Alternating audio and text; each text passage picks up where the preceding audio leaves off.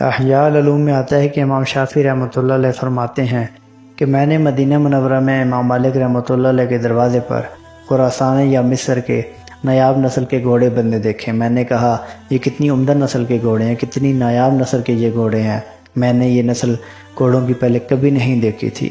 میں نے یہ ذکر امام مالک رحمۃ اللہ علیہ سے جا کے کیا، کہا کہ یہ گھوڑے کتنی عمدہ نسل کے ہیں، تو آپ نے فرمایا کہ یہ سارے گھوڑے میں آپ کو بطور تحفہ دیتا ہوں۔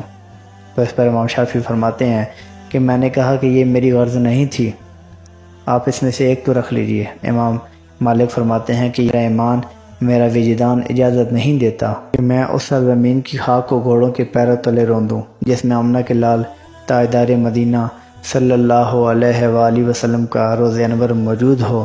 میری غیرت ایمانی اجازت نہیں دیتی کہ ان گلیوں میں گھوڑوں پہ چڑھ کے چلوں۔ اللہ اکبر، یہ راہ مدینہ ہے، غافل ذرا جاگ، پاؤں رکھنے والے یہ جا چشم سر کی ہے۔ اللہ اکبر، یہ ہوتا ہے ادب، یہ ہوتی ہے محبت، یہ ہوتی ہے عقیدت۔ حضرت واصف علی واصف فرماتے ہیں کہ عبادات بھی وہاں لے کر نہیں جاتی جہاں حضور کا ادب لے جاتا ہے۔ ادب پہلا کرینہ ہے محبت کے کرینوں میں۔ اپنا بہت سا خیال رکھیے، دعاؤں میں یاد رکھیے۔ سلام پہنچے۔